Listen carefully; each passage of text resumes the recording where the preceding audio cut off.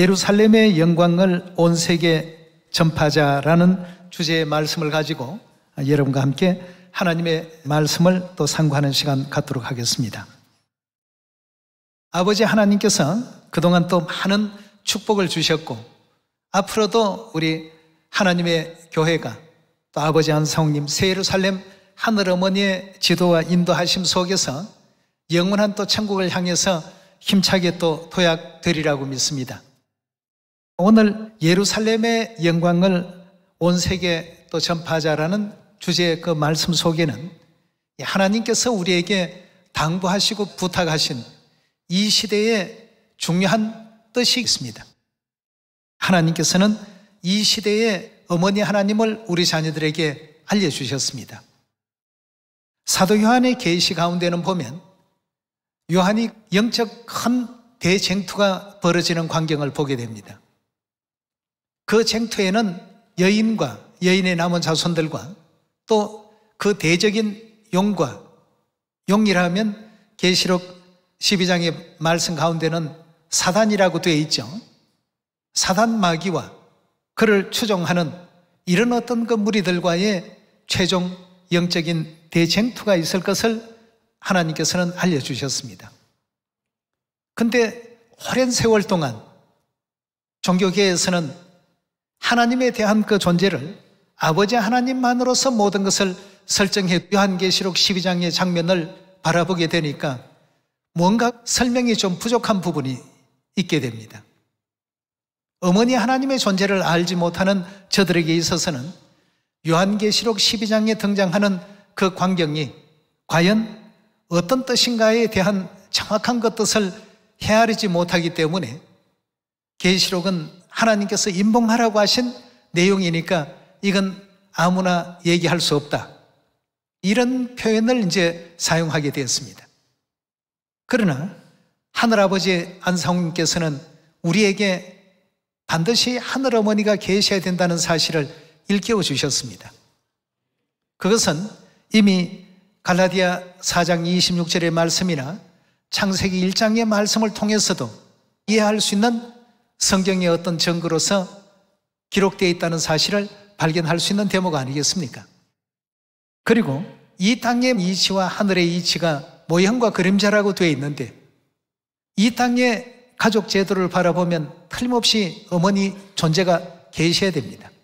하나님께서는 아담과 하와의 창조의 역사 속에서도 아담 안에 있던 그 갈비를 취해서 여자인 하와의 존재를 만드시고 이는 내 뼈 중에 뼈요 살 중에 살이라고 말씀하시면서 모든 산자의 어머니다 이렇게 알려주신 역사가 창세기에서 바라볼 수 있는 대목입니다. 자, 그렇다면 아버지 하나님께서 왜 이 시대 성부 시대에 좀 더 두드러지게 드러내지 아니하시고 요한의 어떤 계시 속에서만 그 내용을 담으셨는가? 이 마지막 성령 시대가 중요합니다. 성령 시대 하늘어머니 편에 서지 못하는 자들은 전부 어디에 서게 되어 있습니까? 사단의 편에 서게 되어 있다는 것을 사도 요한이 계시를 보면서 그 기록을 계시록 12장에 남겼습니다. 그래서 오늘날 이 시대에는 많은 거짓 선지자들도 출몰을 하고 또 거짓 그리스도도 출몰을 하고 이러한 때에 하늘 백성들은 반드시 어느 편에 서라고요? 예루살렘 하늘어머니 편에 언제나 설 수 있는 그런 자녀가 되라는 뜻에서 아버지께서 무슨 글을 남기셨습니까? 엘리사는 엘리야를 따르고 여호수아는 모세를 따르고 베드로는 예수님을 따르고 나는 어머니를 따른다 하는 그런 말씀을 그렇게 정확하게 남겨놓으시면서 우리가 어느 편에 서 있어야 영적인 승리를 얻을 수 있는 존재가 되는지를 하나님께서 분명하게 일깨워 놓으셨습니다. 예. 그래서 생명을 얻기를 원하고 천국 가기를 원하는 자들은 다 누구에게로요? 하늘어머니께로 다 오라고 계시록 22장 17절에 성령과 신부께서 오라고 하신 그 내용 속에 그 말씀이 다 담겨 있지 않습니까? 이제 이런 마지막 시대에 일어날 대쟁투 속에 우리 하늘 자녀들이 이것저것 분별을 못할까 봐서 하늘 어머니 계신 그곳이 시온이고 하늘 어머니 계신 그곳이 우리의 총회고 하늘 어머니 계신 그곳이 바로 구원의 도피처이니까 모든 인류가 그리로 가야 된다는 사실을 일깨워 주시고 올리우시게 된 것입니다. 이런 분명한 어떤 내용을 마음 깊이 간직하신 가운데 요한계시록 12장의 그 광경을 한번 살펴보도록 합시다. 요한계시록 12장 17절의 말씀 함께 보겠습니다.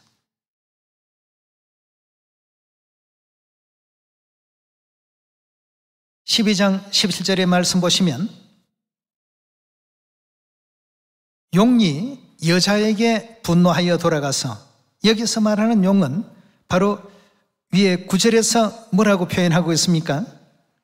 큰 용이 내어 쫓기니 옛뱀 곧 마귀라고도 하고 사단이라고도 하는 온 천하를 어떻게 하는 자라고요? 꿰는 자라. 땅으로 내어 쫓기니 그의 사자들도 저와 함께 내어 쫓기니라 하고 했습니다. 영적인 이 대쟁투는 겉으로 보면 잘 나타나지를 않습니다만 하나님께서는 반드시 이와 같은 악의 세력들과 여인의 남은 자손들, 즉 하늘 어머니의 그 모든 가르침을 따르는 백성들과 대쟁투가 반드시 이제 있게 된다는 사실을 계시록 12장을 통해서 알려주셨습니다. 다시 한 번 더 보겠습니다. 12장 17절의 말씀 다시 보시면 용이 여자에게 분노하여 돌아가서 그 여자의 남은 자손, 용이 누구한테 분노했다고요? 여자에게 분노했다고 하는데 이 여자는 창세기 3장에 예언이 연결되어 있기 때문에 이 장면을 잠깐 보시고 창세기로 한번 돌아가 봅시다. 용이 여자에게 분노하여 돌아가서 그 여자의 남은 자손 곧 하나님의 계명을 지키며 예수의 증거를 가진 자들로 더불어 싸우려고 바다 모래 위에 섰더라고 했습니다. 여기서 지금 사도 요한의 계시 가운데서는 어떤 영적인 쟁투에 대해서 표현이 이렇게 되어 있습니다만 마지막 구원 얻을 백성들은 반드시 여자의 남은 자손의 그 위치에 서지 않으면 안 된다는 사실을 알려주고 있습니다. 아니면 모두가 다 어느 편에 서게 됩니까? 용의 편에, 즉 그 사단 편에 설 수밖에 없는 이런 내용이 되기 때문에 그래서 아버지께서 하늘 어머니를 성부 시대도 아니고 성자 시대도 아닌 이 마지막 성령 시대 우리 자녀들에게 여호수아는 모세를 따르고 베드로는 예수님을 따르고 엘리사는 엘리야를 따르듯이 나는 어머니를 따른다 하시면서 우리가 영원한 천국으로 가야 할 그 이정표를 아버지 하나님께서 분명하게 일깨워 주시게 된 것입니다. 그럼 사도 요한의 12장 17절의 이 계시가 어디로 연결되는지 창세기 3장 15절의 말씀 함께 보겠습니다.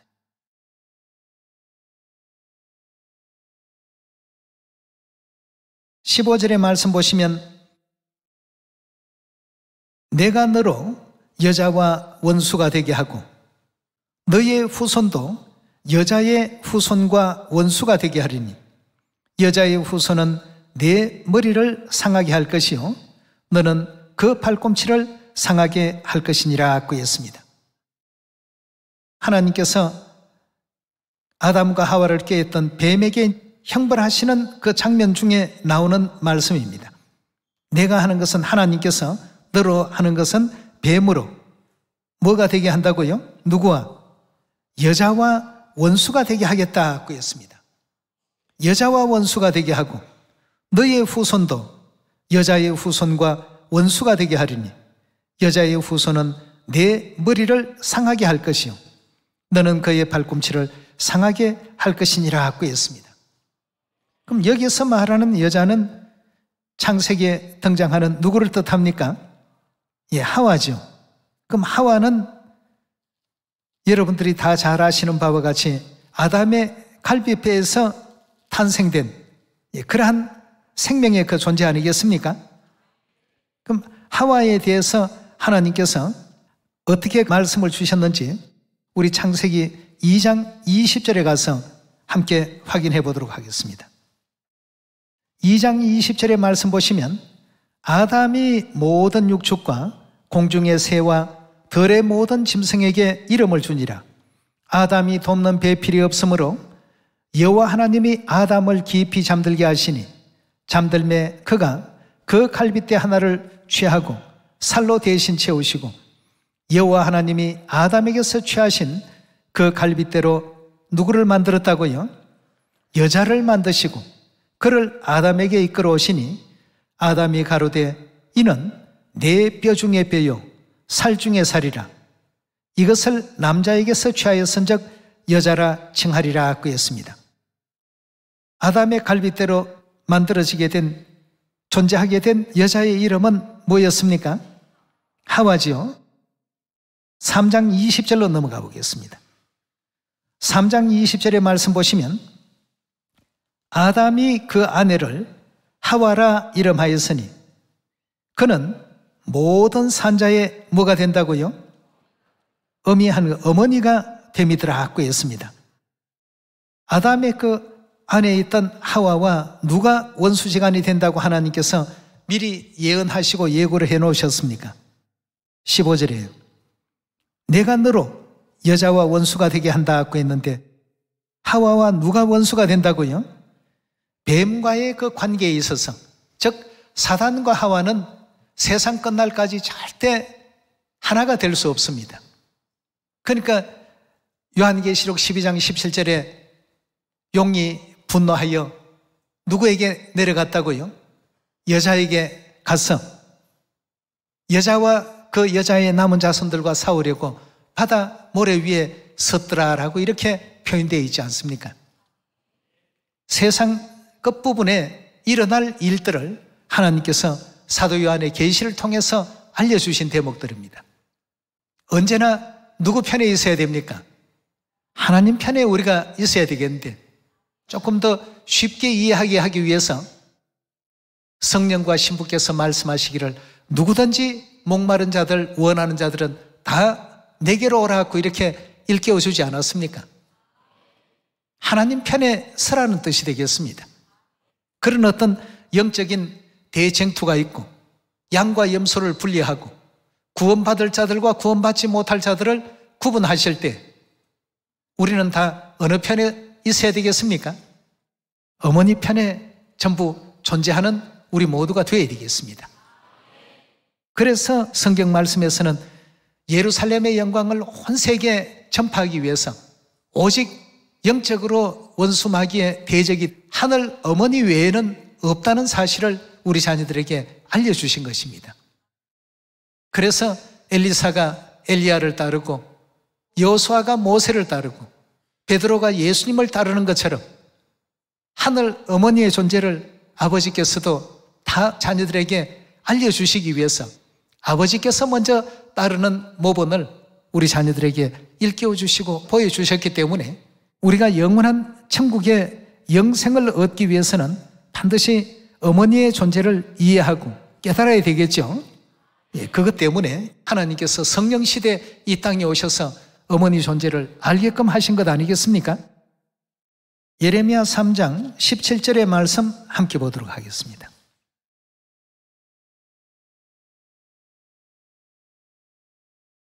예레미야 3장 17절의 말씀 보시면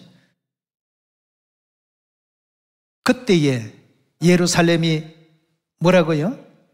여호와의 보좌라 일컬음이 되며 열방이 그리로 모이리니 곧 여호와의 이름으로 인하여 예루살렘에 모이고 다시는 그들의 악한 마음에 강팍한 대로 행치 아니할 것이며 그때 유다 족속이 이스라엘 족속과 동행하여 북에서부터 나와서 내가 너희 열조에게 기업으로 준 땅에 함께 이를 것이라 하고 했습니다. 예루살렘으로 열방이 다 어떻게 한다고 했습니까? 다 모이게 될 것이다 하고 했습니다. 그것이 하나님께서 정하신 구속 사역에 있어서 가장 마지막에 이제 이루실 하나님의 예언적인 뜻이라고 볼 수 있겠습니다. 이사야 60장 1절에 예언된 말씀을 보도록 하겠습니다.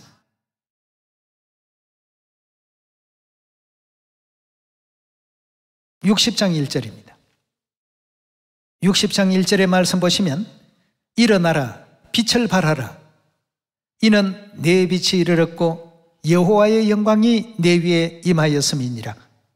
보라 어두움이 땅을 덮을 것이며 캄캄함이 만민을 가리우려니와 오직 여호와께서 내 위에 임하실 것이며 그 영광이 내 위에 나타나리니 열방은 내 빛으로 열왕은 비치는 내 광명으로 나오리라. 4절입니다. 내 눈을 들어 사면을 보라 무리가 다 모여 내게로 오느니라 하고 했습니다. 이사야 60장은 예루살렘이 미래 받으실 그 영광을 노래한 이와 같은 장면 아니겠습니까? 4절에 보니까 내 눈을 들어 사면을 보라 무리가 다 모여 내게로 오느니라 하고 했습니다. 예루살렘은 갈라디아 4장에서 누구를 뜻한다고 했습니까? 그 어머니에게로 무리가 다 모여 온다 하고 했습니다. 예레미야 3장 17절에도 모든 무리들이 그리로 몰려오게 될 것이다. 구원받을 무리들은 다 누구에게로 옵니까?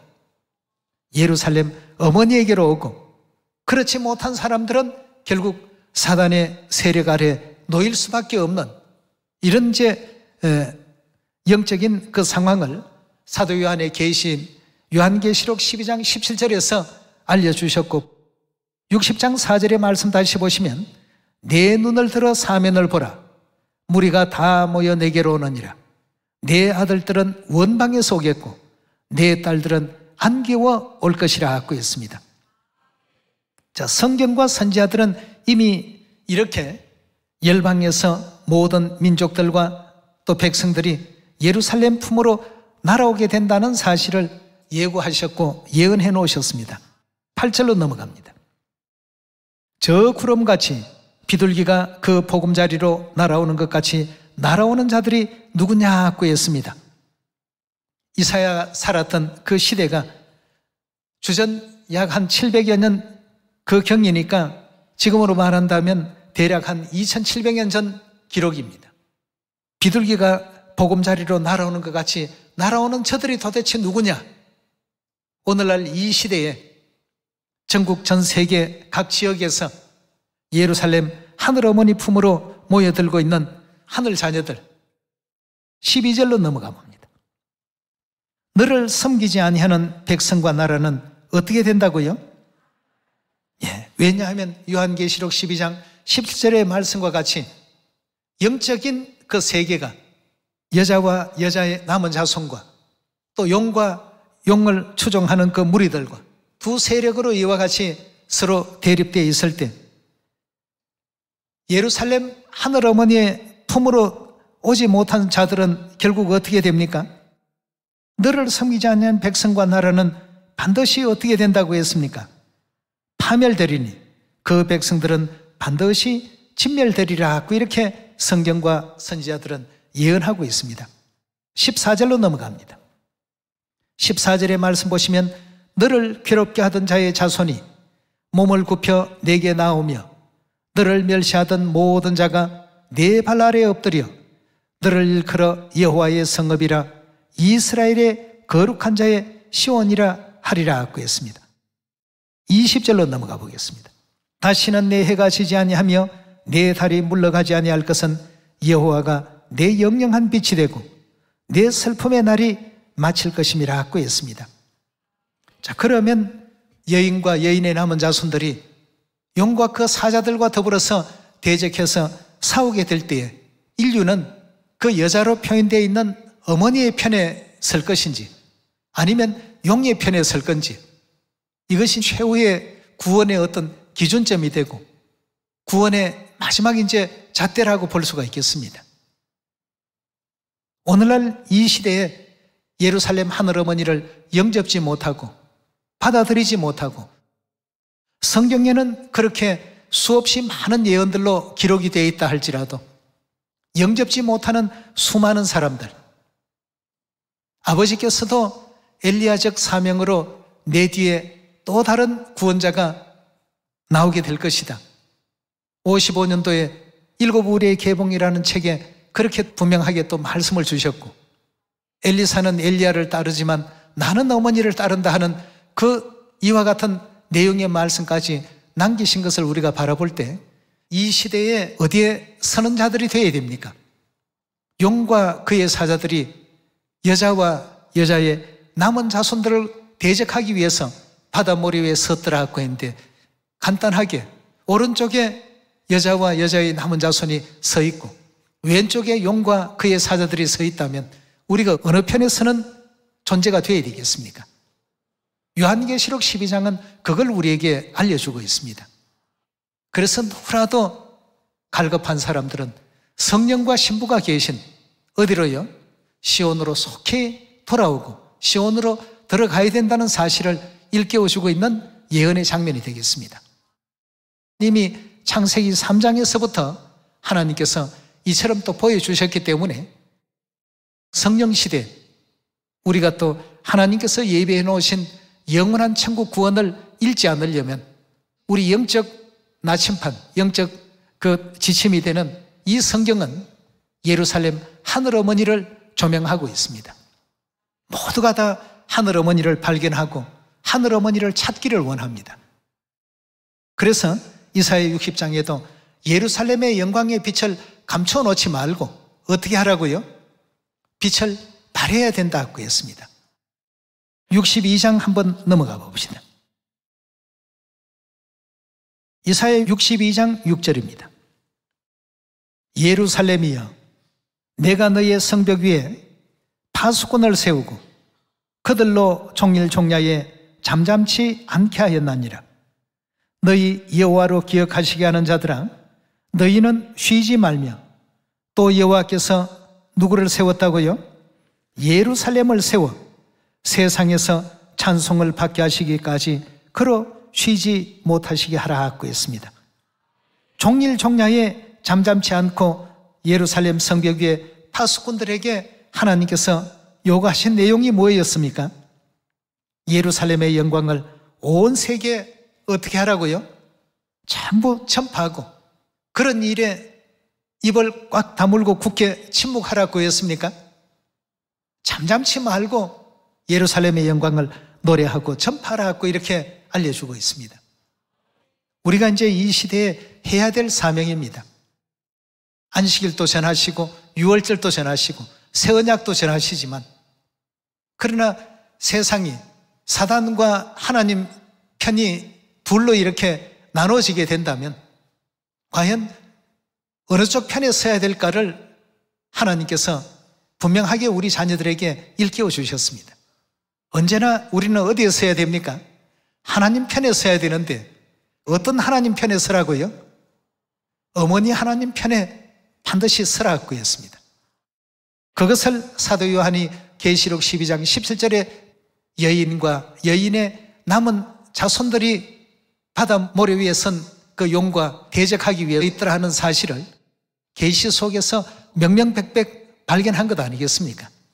창세기 3장에서 여자와 여자의 그 남은 후손과 뱀과 뱀의 그 후손에 대해서 하나님께서 보여주시고 일깨워 주실 때에는 성령시대 산자의 어머니로서 이 땅에 등장하신 어머니 하나님의 그 모든 가르침을 우리 전 세계 모든 시온의 자녀들 뿐만 아니라 세계인들이 귀를 기울이고 아버지께서도 많은 어머니를 따른다라고 하시면서 어머니께로 향하는 그 길이 되어주셨습니다.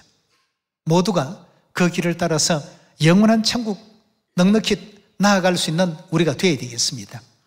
사단은 언제나 여러 형태로 여러 모양으로 하늘 어머니의 그 가르침을 올바르게 따르지 못하게끔 회방하고 방해의 역사가 일어나게 될 것입니다. 그러나 그럴 때마다 우리는 항상 어떻게 봐야 됩니까? 나는 어머니를 따른다 하신 아버지의 그 강력하신 가르침의 뜻을 올바르게 또 되새겨 보셔야 되겠고 하나님의 자녀들이라면 반드시 누구에게요? 예루살렘 하늘 어머니 품으로 다 돌아온다고 하는 것이 2700년 전 이사야 선지자도 사도 요한도 그러한 광경을 다 보게 된 것입니다. 성경 66권은 하나님의 말씀입니다. 하나님께서는 하나님의 뜻을 선지자들에게 때로는 계시로, 때로는 직접적인 음성으로, 때로는 또 영감으로 이런 모든 내용을 통해서 당신의 뜻을 전해 오셨다는 사실을 확인해야 되겠습니다. 그러니 이것은 선지자들의 기록이 아니고 하나님의 기록입니다. 하나님의 기록을 선지자들이 대필한 내용 아니겠습니까? 그럼 반드시 마지막 때에 이런 일이 있어야 됩니까? 뭐 있어도 되고 없어도 되는 일입니까? 예언은 반드시 있어야 될 일들입니다. 일어나야 될 일들이고 이루어져야 될 일들입니다. 그렇다면 항상 우리가 서야 할 위치가 어떤 곳인가를 영적인 우리의 그 방향과 자세를 올바르게 해서 예루살렘 하늘어머니께서 이끄시는 세상을 구원하는 일에 세상을 또 이롭게 하고 깨닫지 못한 세상 사람들에게 올바른 가르침과 깨우침을 주어서 세상 만민들이 예루살렘 어머니 품으로 돌아올 수 있도록끔 예루살렘 성벽 위에 파수꾼의 역할을 힘써 감당할 수 있는 여러분들 모두가 또 되기를 부탁드리겠습니다. 그렇게 해서 이 땅에 또 잃어버린 하늘 자녀들 온전히 속히 또 다 찾아서 하늘 어머니 모시고 영원한 천국 고향 돌아갈 수 있는 우리 하늘 가족들 다 되어주시기를 부탁드리면서 말씀 마치도록 하겠습니다. 감사합니다.